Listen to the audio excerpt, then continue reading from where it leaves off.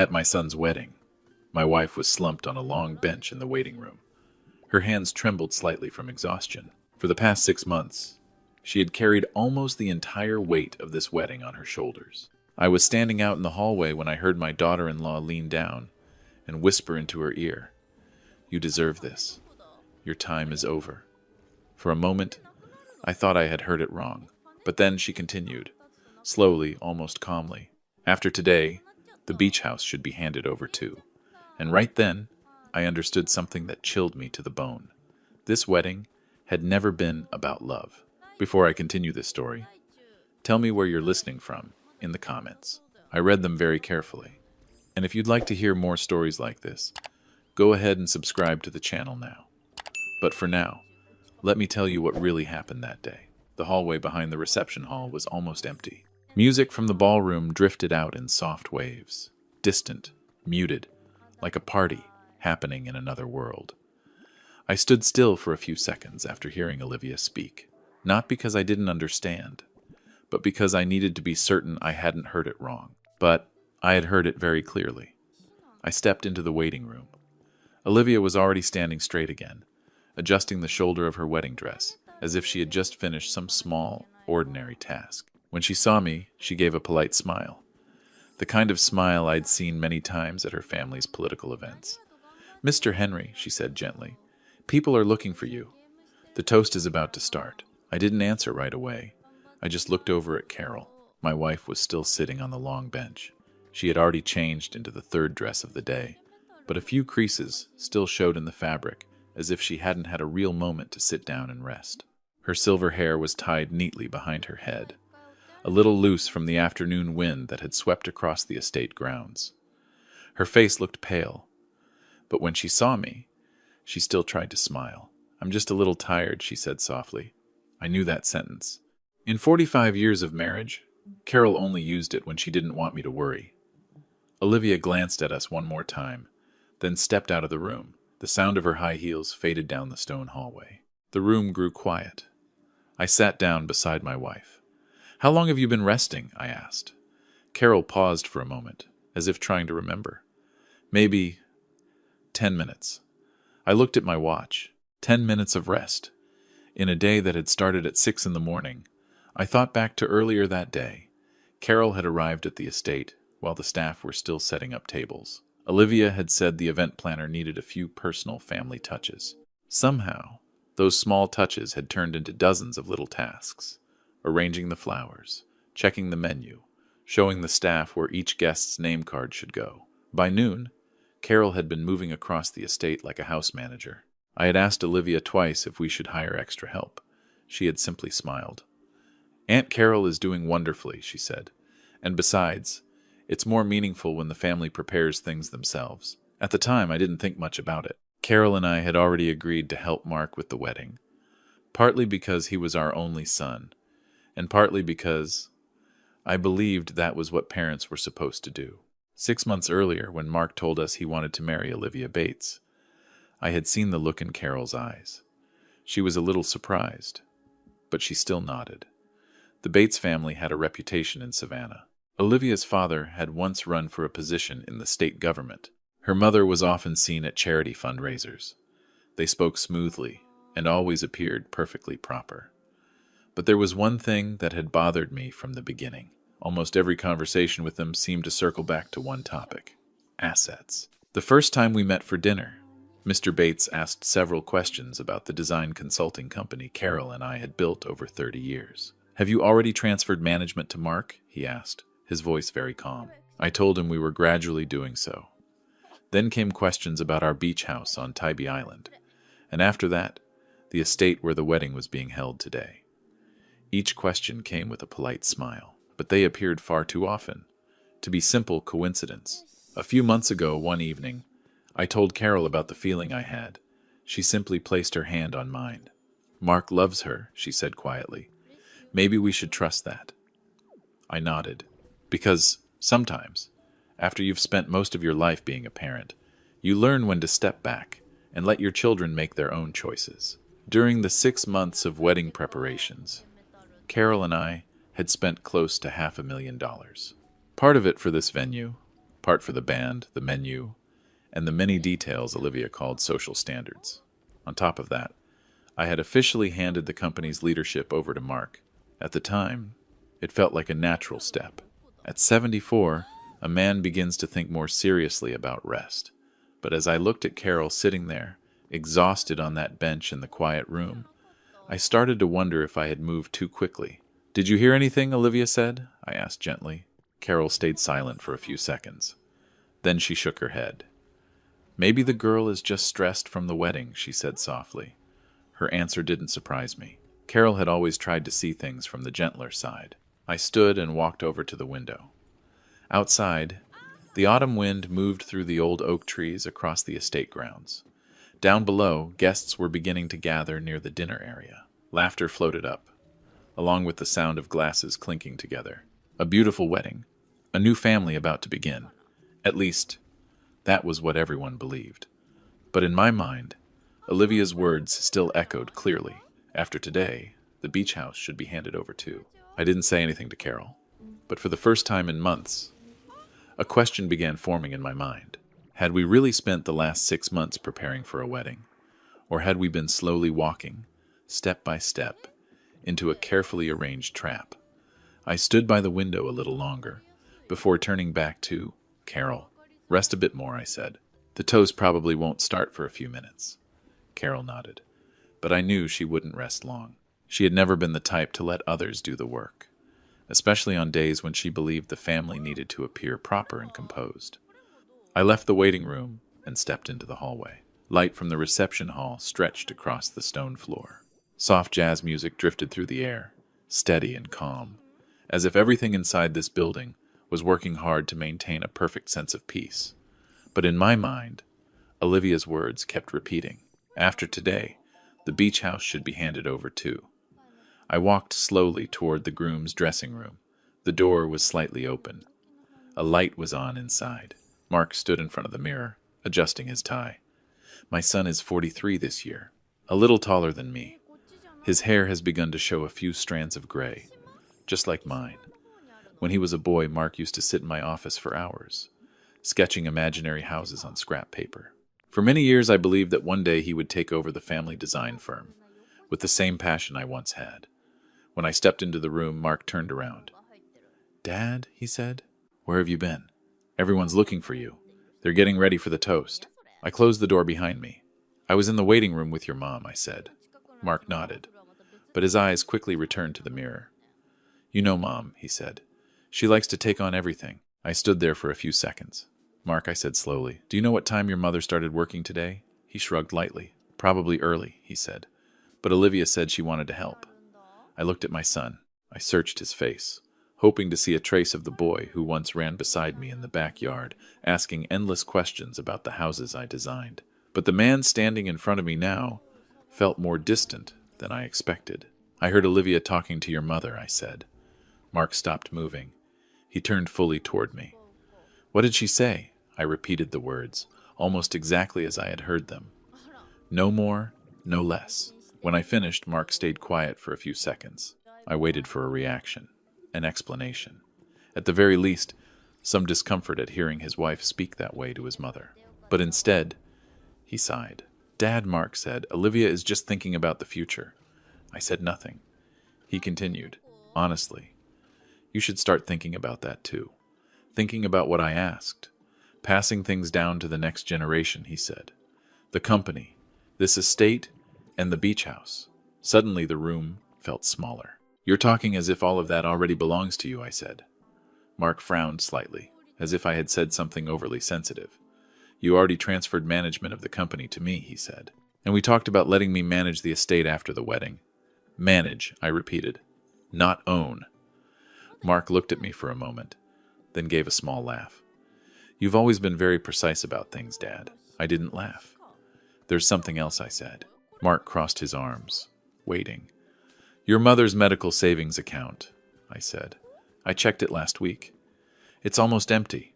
Mark didn't answer immediately. He turned back to the mirror, adjusting the cuff of his shirt, as if my question were just another small detail in a busy day. "I used some of it," he said at last. "Some," I asked, "to buy Olivia a wedding gift." My throat suddenly felt dry. You used the money for your mother's heart treatment. To buy a wedding gift. Mark turned toward me again, a little irritated. Dad, you're overreacting, he said. I'll replace it later. Olivia deserves a proper gift on her wedding day. And your mother, Mark, stayed silent. Then he said something I would remember for a very long time. Dad, Mom tends to get a little confused when there's too much going on. Olivia just wants everything to look perfect in front of the guests. I looked at my son, and I realized he truly believed what he had just said. Not because he was cruel, but because, in his mind, the priorities had shifted. Reputation, image, the very things Olivia had talked about for the past 6 months. You should go ahead and sign the papers transferring the estate, Mark added. After that, you and Mom can finally rest. There are some very nice retirement communities near Charleston. I listened to that sentence in silence. 43 years ago, I carried this boy out of the hospital in my arms. Today, he was advising me to leave the very home I had spent my life building. I didn't say anything else. I simply nodded. All right, I said. Mark seemed relieved. He turned back to the mirror, adjusting his tie one last time, as if our conversation had only been a small step before walking onto the main stage of the evening. When I opened the dressing room door to leave, the music from the reception hall poured back into the hallway. The guests were waiting for the toast. A perfect wedding. But as I walked slowly down the corridor, I understood something had changed. Before, I thought my family was being taken advantage of. Now, I knew something else for certain. Olivia wasn't the only one standing inside that plan. My son was standing right beside her. I didn't return to the reception hall right away. Instead, I walked back to the waiting room where Carol had been resting. The hallway was a little busier now. A few servers passed by carrying trays of wine, all of them moving quickly as the dinner reception prepared to begin. When I opened the door, Carol was still in the same place, but she stood up the moment she saw me. Is it time? She asked. I shook my head. Not yet, I said, but we won't be staying long. Carol looked at me slightly surprised. What do you mean? I walked over and placed my hand gently on her shoulder. I kept my voice as calm as I could. You need to rest, I said. We're going home early. Carol glanced toward the window where the garden lights were slowly coming on. Guests were already gathering outside on the lawn. But Mark, she said softly. I knew exactly what she was thinking. A mother rarely wants to leave her son's wedding. I'll talk to him later, I said. Carol looked at me for a few seconds, then finally nodded. She didn't ask anything else. Throughout our marriage, Carol had always had a quiet gift. She knew when to trust my decisions without needing long explanations. We left through the side path behind the estate. The autumn wind moved through the oak trees, carrying the scent of damp grass and dry leaves. In the distance, I could still hear the music and laughter from the party that had just begun. When our car rolled through the gate, Carol leaned her head back against the seat. You've been very quiet tonight, she said. I drove for a while before answering. There are a few things I need to check, I said. Carol turned to look at me, but she didn't ask for details. Instead, she simply placed her hand over mine for a moment, then closed her eyes to rest. That night, after bringing Carol home, I sat alone in my study. The room looks out over the back garden. Architectural drawings from the years I ran the company still hang on the walls. The desk lamp cast a soft circle of light across the wooden surface, where my laptop sat open. There are moments in life when a man has to decide how he will respond, when things begin to drift off their proper course. I've lived long enough to know that rushing into anger rarely helps. So, I didn't call Mark, and I didn't call Olivia. Instead, I opened my contact list and searched for a name I hadn't spoken to in many years. Daniel Brooks. Daniel had once been a client of our firm more than a decade ago. Later, we became friends. He worked in private financial investigations, the sort of work people only seek out when something feels wrong. I called him around 11 that night. The phone rang 3 times before he answered. Henry, he said. It's been a long time. It has, I replied. After a few brief greetings, I got straight to the point. I need you to look into a few things about the Bates family. There was a pause on the other end of the line. Something happened, I'm not sure yet, I said. But I'd like to be. Daniel didn't ask many questions. That was one of the reasons I called him. Give me 2 days, he said. 2 days later, Daniel came to my house in the afternoon. He placed a thin briefcase on the desk in my study. Inside were several printed folders and a small USB drive. The Bates family looks very respectable in the newspapers, Daniel said as he sat down across from me. But their financial records aren't nearly as tidy. He opened the first folder. I saw pages filled with records of loans, mortgages, and several debts connected to one of Mr. Bates's past political campaigns. He spent far more money than he raised, Daniel said. A lot more. How much, I asked. Daniel turned a page. Just under $4 million, still unpaid. I leaned back in my chair. That number explained quite a few things. The constant questions about my family's assets, the unusual interest in the estate, and the beach house. Daniel placed the USB drive on the desk. There's something else, he said. What is it, Olivia? He plugged the USB into my laptop. A video appeared on the screen. The angle was slightly tilted, like it had been recorded from a camera mounted near the ceiling. I recognized the room immediately. The living room of the estate. Years ago, I had installed a security camera system there to protect the property when we were away. In the video, Olivia stood near the window, talking on the phone. Her voice was clear. I told you, she said. Once everything is finalized, Mark will sign the papers transferring management of the estate. After that, we'll have enough assets to settle the debt. A man's voice answered from the other side of the call. I couldn't hear every word, but one sentence caught my attention. What about the baby? Olivia let out a small laugh. Don't worry, she said. Mark doesn't know anything. Once this is done, I'll find a way to leave the marriage. The video stopped. My study fell completely silent. Daniel looked at me. I thought you should know, he said. I nodded slowly. Outside the window, the night wind moved through the garden. For many years, I had believed the most important thing in a family was trust. But looking at what I had just seen on that screen, I understood something else. Sometimes, silence and patience are what allow the truth to reveal itself. And this time, the truth was bigger than I had expected. I didn't say anything right after the video ended. Daniel sat across from me, patiently waiting. In his line of work, silence is often the most important part of a conversation. I looked at the laptop screen one more time. Olivia's image in the living room of the estate was still clear in my mind, her calm voice echoing in my ears. Once everything is finalized. That sentence suddenly made the past 6 months much easier to understand. The questions about assets, the casual suggestions about transferring property, the unusual interest in the beach house. I closed the laptop. Thank you, I said to Daniel. He nodded. What are you planning to do next? I thought for a few seconds. The wedding isn't over yet, I said. Daniel raised an eyebrow slightly. You mean, I think I said slowly, everyone at that party should know what they're really celebrating. Daniel didn't say anything else. He simply gathered the documents back into his briefcase. If you need anything else, he said before leaving, call me. When the door closed, my study became quiet again. I sat there alone for quite a while, not deciding whether I should do something. That had already become clear the moment I left Mark's dressing room on the wedding day. What I was considering was the best way to do it. A large wedding in Savannah is never just a family event. It's also a social performance. Friends, business partners, old neighbors, people you've known for years. They were all there.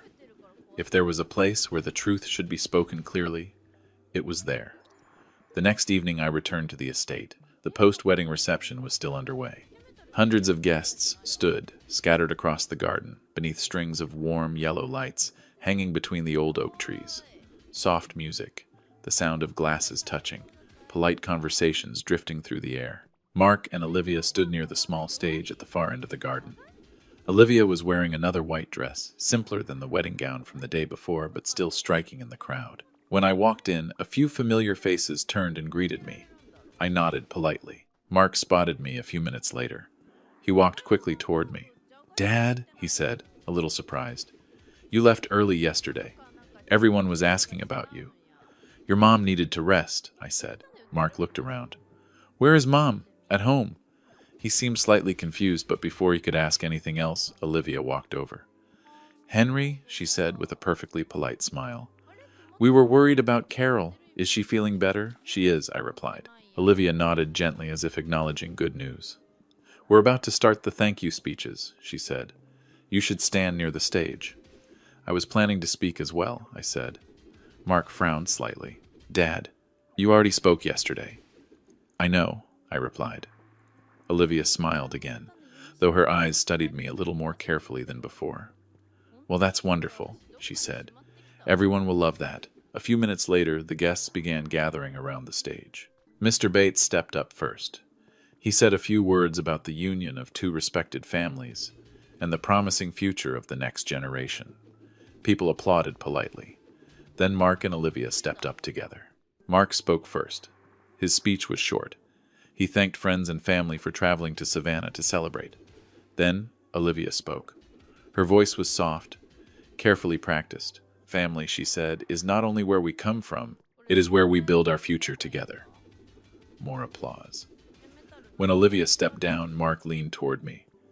Dad, he whispered, your turn. I walked up to the stage. The lights shone directly into my eyes for a moment. I looked out at the crowd. Many familiar faces were waiting, expecting a simple speech of blessing. I held the microphone.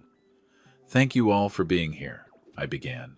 My voice sounded calmer than I expected. Carol and I have lived in Savannah for more than 40 years. During that time, we've always believed that family is the most important thing. I paused for a moment, but sometimes I continued, the most important thing in a family is the truth. A few people in the crowd began glancing at one another. I turned toward the large screen that had been set up for wedding photos. Before I give Mark and Olivia their wedding gift, I said, I'd like to share a short video. A technician looked at me hesitantly. I've already prepared it, I told him. A few seconds later, the screen behind me lit up. The video began. The estate's living room appeared. Olivia stood near the window, holding her phone. Her voice echoed clearly through the quiet garden. I told you. Once everything is finalized, Mark will sign the papers transferring management of the estate. No one spoke. The video continued. Then we'll have enough assets to settle the debt. I didn't need to look at Mark to know he was standing frozen below the stage. When the video ended, I turned back to the microphone. I'm an architect, I said. I've spent my life building homes for other people, but I've also learned something. If the foundation isn't strong, sooner or later the house will crack. I picked up a folder of papers from the small table beside me. This week I completed several changes, I said. Mark's inheritance rights to the family company and this estate have been revoked. A wave of murmurs spread through the crowd. Those assets, I continued, have been transferred to a charitable foundation that supports elderly widows in this region. I looked down at Mark. He stood completely still, as if he hadn't fully understood what he had just heard. Mark, I said calmly, you and your wife have 24 hours to leave this estate. No one applauded. No one spoke. Under the warm yellow lights of that Savannah garden, only one thing had become perfectly clear. The perfect celebration everyone believed they were attending had just ended in a very different way. For a few seconds after I finished speaking, the garden was almost completely silent. I stood on the stage, the microphone still in my hand, but I didn't say anything else. There was no need. Everything that needed to be said had already been said. A soft breeze moved through the old oak trees above us. The strings of yellow lights swayed, gently casting quiet streaks of light across the grass. I looked down. Mark was still standing in the same place. The confidence that had been on his face earlier was gone. He looked up at the screen, then over at Olivia. Olivia was no longer smiling. In the 6 months I had known her, I had never seen that expression before. It wasn't anger. It wasn't panic. It was calculation. The quick kind that happens when a plan suddenly collapses. Mr. Bates stepped forward. Henry, he said, trying to keep his voice calm. There must be some kind of misunderstanding. I placed the microphone on the table. There's no misunderstanding, I said. I didn't raise my voice, but in the quiet garden, it carried clearly. The documents I mentioned were confirmed by my lawyer this morning. Mr. Bates opened his mouth as if to argue further, but then stopped when he noticed the expressions of several guests nearby. The people who had known me for years in Savannah were not the kind who enjoyed watching a loud public dispute. Mark finally walked closer to the stage. Dad, he said. Just one word, but his voice sounded very different from the afternoon before in the dressing room. I stepped down from the stage. Only a few steps separated us now. You can't do this here, Mark said quietly, but clearly enough for me to hear. In front of everyone. I looked at him for a moment. How do you think your mother felt these past 6 months? I asked. Mark didn't answer. I didn't say it to embarrass him. It was simply a question he needed to hear, sooner or later. Olivia stepped beside him. Henry, she said, trying to maintain her familiar composure. We can talk about this privately. We already have, I replied. I looked directly at her. You just didn't realize you were speaking in front of a camera. For the first time that evening, Olivia had no immediate response. A few guests quietly began leaving. Small conversations slowly returned in distant corners of the garden. The party continued in its own way, but it was clearly no longer the same. Mark stood still for a few seconds. Then, unexpectedly, he lowered his head. "Dad," he said softly. I was wrong. I heard the words, but they didn't change much inside me. Perhaps because they had come too late. Everything went too far, Mark continued. I nodded. Yes, I said. We stood there in silence for a moment. Then I placed my hand on his shoulder. Not as immediate forgiveness, only as a sign that this conversation didn't need to continue in front of everyone. You can come see me tomorrow, I said. Alone. Mark nodded slowly. I left the garden after that. By the time I drove home, Savannah had grown quiet. The familiar stone streets reflected the pale yellow glow of streetlights. Carol was still awake when I walked into the house. She was sitting at the kitchen table with a cup of warm tea. How was the party? She asked. I hung my coat on the chair and sat down across from her. I think people will remember that evening for quite a long time, I said. Carol studied me for a moment, as if reading the parts of the story I hadn't yet told out loud. You did what you needed to do, she said gently. I nodded. We sat quietly for a while. Outside the window, the ocean breeze from the Savannah River drifted through the neighborhood. After so many years of constant work, this house had always been the only place where life seemed to slow down. Do you regret it? Carol asked. I thought for a few seconds before answering. No, I said, but I'm not happy about it either. Carol gave a small smile. I understand. A week later, small news reports began appearing in the local papers about debts connected to Mr. Bates's old campaign. A financial investigation opened, and that family quickly disappeared from the social gatherings in Savannah. Mark left the estate just as I had asked. He came to see me once afterward. Our conversation wasn't long, but it was enough for him to understand that trust cannot be rebuilt with only a few apologies. Still, I told him one thing. You can still build your life again, I said. But this time, you'll have to build it yourself. Months passed. One early spring morning, Carol and I drove our old convertible out of Savannah. We headed toward the coast. The seaside road stretched ahead of us, the wind carrying the smell of salt and the distant sound of waves. Carol tied her silk scarf tighter around her neck as the wind grew stronger. Do you remember the last time we took a trip like this? She asked. I think more than 20 years ago, I said. Carol laughed softly. That's a long time. I looked at the road ahead. There are things in life people call a legacy houses companies' wealth. But after everything that had happened, I realized something simpler. A true legacy isn't what you leave behind for others. It's how you live, and how you protect the people who truly deserve to stand beside you. Carol placed her hand on mine as the car continued along the coastline, and for the first time in many months, I felt something I had almost forgotten. Relief. Thank you for staying with me through this story to the very end. At this stage of life, I understand that some of the most important lessons don't come from winning, but from having the courage to stand up and protect what is right. If this story made you think or reminded you of something important in your own life, that truly means a lot to me. Please take a moment to like the video, subscribe to the channel, and share this story with someone who might need to hear it. Your support helps me continue telling more stories like this. Slow, honest stories, worth reflecting on.